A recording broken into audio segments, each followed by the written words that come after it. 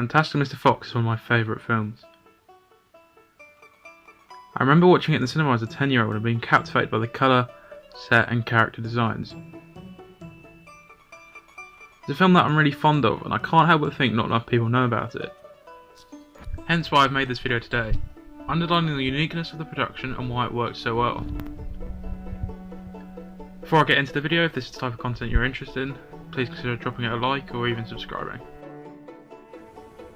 Will you join me?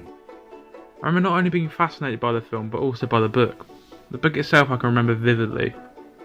The illustrations in particular. And this is something Anderson aimed to stay close to when writing and creating the film. Wes Anderson and Noah Baumbach wrote the film around Roald Dahl's book. Anderson asked Dahl's wife whether he could stay at Gypsy's house, which was Dahl's house. He stayed there and wrote the majority of the film in the house. He took a lot of inspiration from the house and its surroundings. Dahl probably wrote Mr. Fox to be an animal version of himself. When we were writing it, we sort of, without ever putting it into words, that was sort of intuitively what we were doing. We spent time at his house while we were writing, and a lot of the details of his life sort of found their way into our story and into his character. I took a huge amount of inspiration from Dahl's home. So much so that I took some of his personal belongings, such as bunk beds from his caravan, or his own mug, which both can be seen in the film. As well as taking direct inspiration from Dahl himself, there are other examples of inspiration. The first obviously being the book Fantastic Mr. Fox, written by Dahl.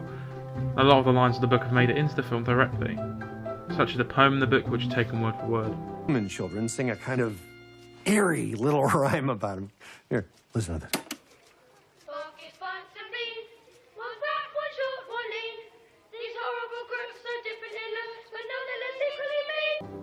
As well as the book itself appearing in the film at the opening. When looking at stop motion films, there is a vast history to pick from. But when Anderson approached the film, he took direct inspiration from Le Roman de Renard, a French stop motion film.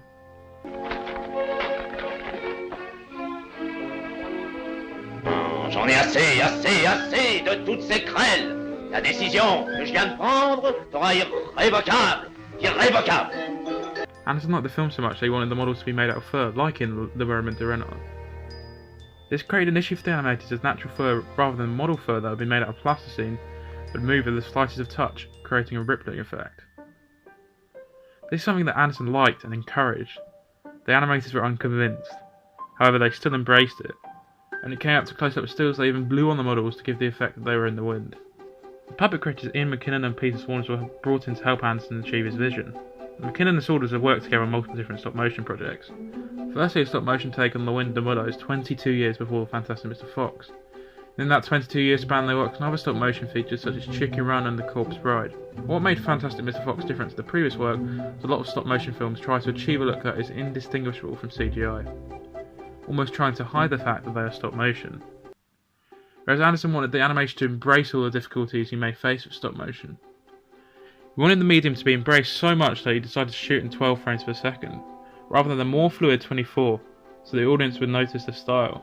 The model creation started with a 2D drawing by artist Felice Haymoz.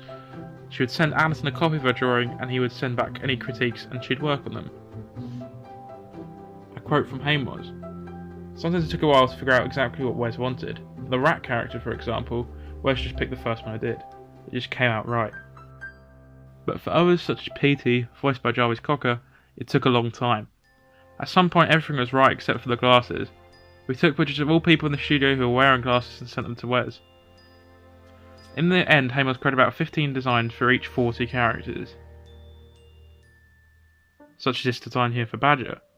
Once Anderson was happy with the design, the 3D creation started. The model creators struggled to translate the 2D drawings into 3D models at first, due to the need for articulation.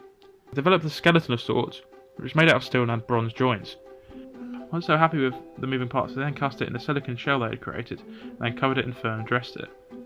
Anderson knew exactly what kind of outfits he wanted for each model. He even sent a pair of his own trousers for Mr. Fox's suits to be modelled on. When directing stop-motion films, often the director would focus the majority of their attention on getting the performances from the actors rather than focusing on locations. Although Anderson wasn't in the production warehouse in London, he still kept up to date remotely wherever he was in the world. He recorded every scene on an iPhone of himself acting how he wanted the model to act. The animators, when creating the scene, had this video next to them as a reference point. Okay. Where's he gonna sleep? We're gonna make a bed for him in your room. I can't spare the space. Put him in Dad's study. For every shot in the movie, Wes filmed himself acting out the different scenes from the film. These templates of Wes acting out the scenes became a piece of reference for the animator to follow as a guide. Doing this sort of movie, it's a long process, and it's very sort of detail-oriented. And we come in on him. Then he goes out. What was that? What was that? Half of the process of making the movie was figuring out how to make the movie. No, I guess it just falls straight right down. No, it just falls straight right down.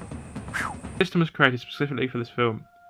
The system allowed Addison to see a live feed of the various animating desks and also receive regular photos that he could respond to. With a live feed, it allowed Addison to critique any shot live, rather than the animator taking the shots and him not being happy with it after, which would have meant he'd lose a lot of time. When recording the sound for animation, a lot of time it's recorded in the studio. However, to make it sound more realistic, Wes Anderson decided to record sound in the locations for the film. For example, they filmed in cellars, underground and outside.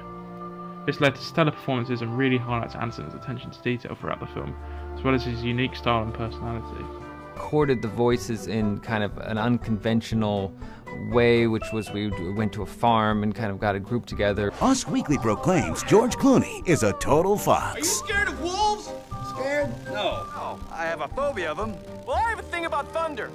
Why? That's stupid. George Clooney seemed like a natural choice. We needed somebody who was going to be a hero. There couldn't be a more perfect Mr. Fox because he has the Cary Grant suave, debonair sparkle where he can talk his way out of any situation. You get how incredible this is? This film will always be one of my favourite films. Though it doesn't often get the recognition I feel it deserves, it's so incredibly charming. It was a formative part of my own childhood and the beginning of my love for cinema.